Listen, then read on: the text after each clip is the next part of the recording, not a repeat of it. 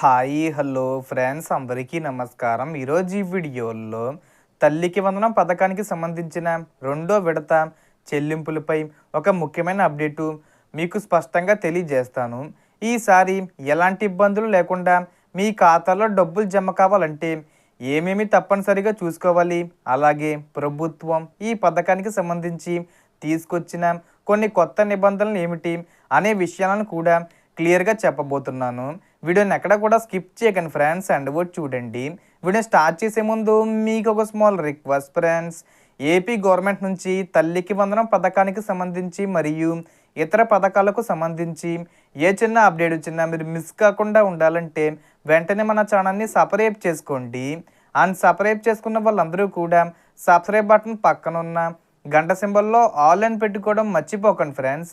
ఇలా పెట్టుకోవడం వల్ల నేను పెట్టే ప్రతి ఒక్క వీడియో మీరు నోటిఫికేషన్ రూపంలో పొందగలరు. అండ్ వీడియో మీద నచ్చితే లైక్ చేయండి ఫ్రెండ్స్. సో ఏమాత్రం లేట్ చేయకుండా వీడియోకి వెళ్ళిపోద్దాం. సో ముందుగా ఒక ముఖ్యమైన విషయం, ఈ తల్లికి వందనం పథకానికి కొత్తగా దరఖాస్తు చేయాల్సిన అవసరం లేదని చెప్పవచ్చు.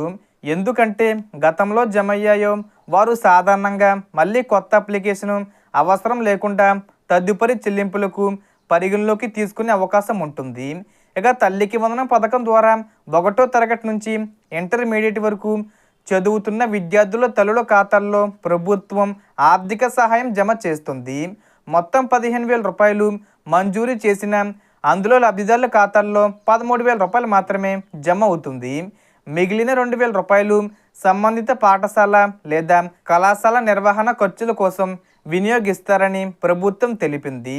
అందువల్ల లబ్ధిదారుల ఖాతాల్లో జమ అయ్యేది 13,000 రూపాయలు మాత్రమే.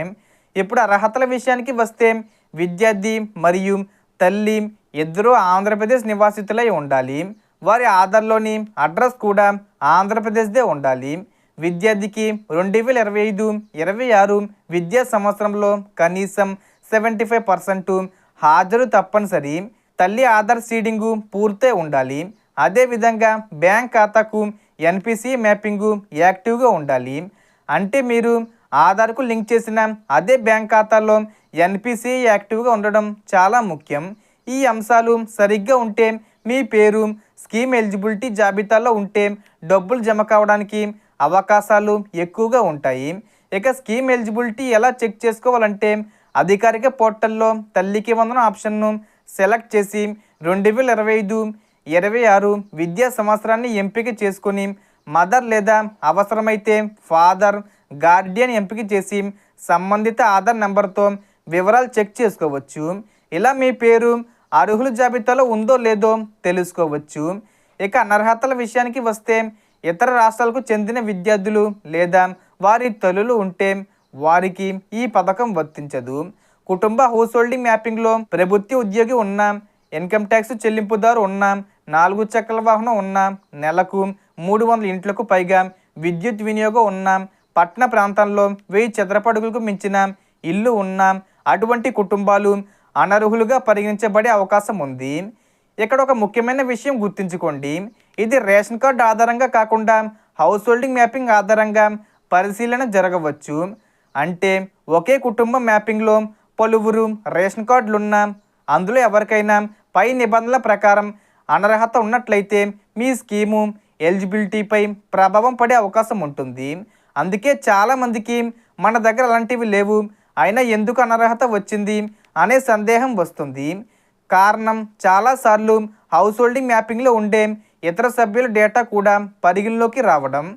ఇక చెల్లింపుల విషయానికి వస్తే ఈసారి గతంలా విడతలపై కన్ఫ్యూజన్ లేకుండా ఒకేసారి చెల్లింపులు విడుదల చేసే అవకాశం ఉందని సమాచారం వస్తుంది.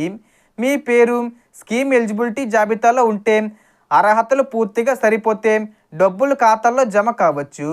అలాగే విడుదల తేదీ గురించి వస్తున్న సమాచారం ప్రకారం 2026-27 విద్యా సంవత్సరం ప్రారంభమైన తర్వాత ఈ చెల్లింపులు విడుదల చేస్తామని ప్రభుత్వం అధికారికంగా ప్రకటించినట్లు చెబుతున్నారు.